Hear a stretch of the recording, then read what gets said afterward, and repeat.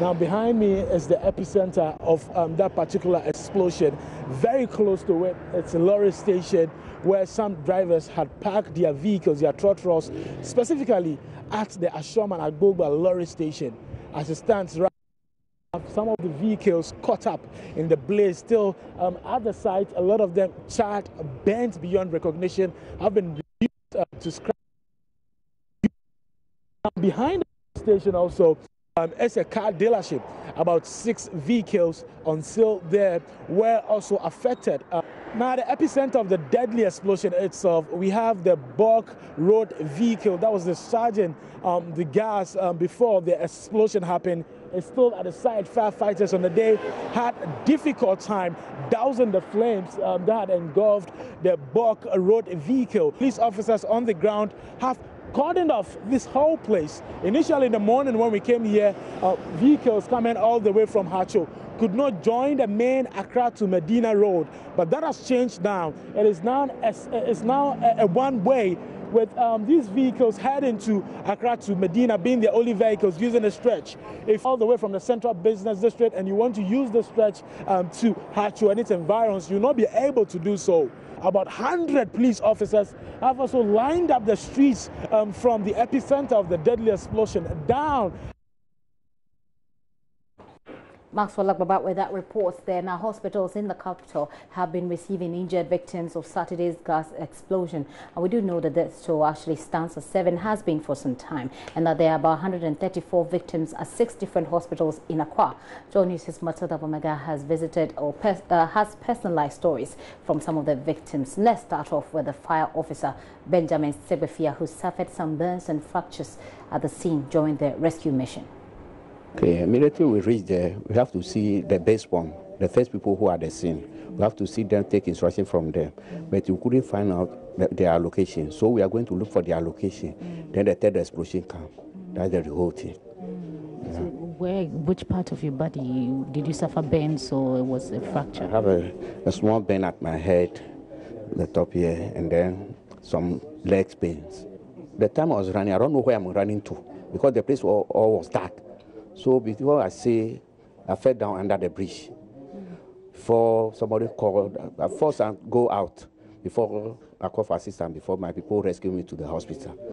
Coming to you from the Trauma and Emergency Unit of the 37 Military Hospital here in Accra, where 40 victims who suffered from a Saturday night gas explosion at the Medina Junction were brought in here. At the moment, we're told that 19 persons have been discharged and 2 have been confirmed dead. But we'll be going inside the Trauma and Emergency Unit to bring you personalized stories of 15 of these victims who are still on admission here. At the moment, we are in one of the wards here at the 37 Hospital. This is Auntie Yagi, one of the victims from the gas explosion at the Atomic Junction.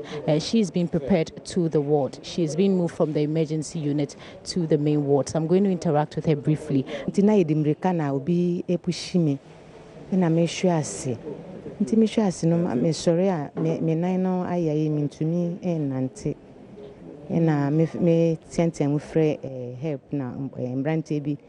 Ebe family na omope card me tum na omode me call Pantan Hospital and almost refer me me baha.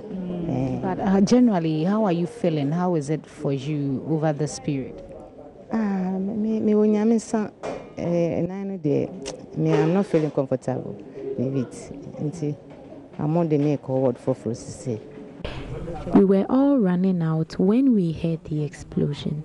Someone pushed me and I fell to the ground. A good Samaritan came to my rescue. I was rushed to the Pantan Hospital, but later transferred to the 37 Hospital. I suffered some fractures, but I'm doing well now. But Cecilia, I say government is taking the bills. How does that news come to you? But from the beginning, no, you told no kakra. Yes, I heard government is paying for our bills, but we already bought some medicines. We paid for it. Have you been charged for any money for? No, I'm charging me. No kakra na eto no, eno na. I was in the hostel in. Which hostel? Pentagon. Okay. and I was trying to run out from the hostel. So when I got down, I don't know, I saw the others coming from TF. So they were all in the highway, and I was joining the crowd so we can go to the main campus. And all of a sudden, I don't know, I fell. And I found out that my leg was broken. So a guy helped me, and I was rushed to the 37 hospital. But generally, tell me, how was the feeling like for you? How do you feel about it? Well, I was I don't know, I was really shocked and I was panicking. I thought even God was coming. So, I don't know, What made you feel like God was coming? Because the sky changed because of the explosion. Like, the atmosphere got changed, so we were all surprised. Yeah, by God's grace, I'm fine. I'm fine. I just had my POP done, so I'm fine now. But let me find out from you. I'm told you are not supposed to pay for the medical bills and all that. How does this news come to you? I paid. I paid for my POP. What did you pay for? I paid for my POP. I don't know about, like, it's not... How much did you pay? I paid 440 Ghana cedis for my POP. Yeah. That is all you paid for since you've been on admission since Saturday? Yeah, that is all I paid. And my folder, that's 50 cedis. Yeah. So everything is almost how much?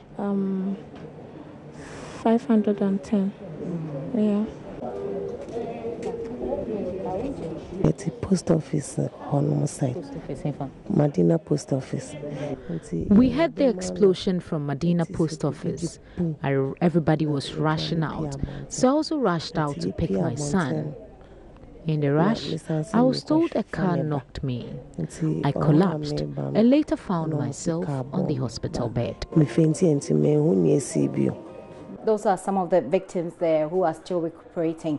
Now, former Minister of Environment, Science, Technology and Innovation, Mahama Ayariga, says that local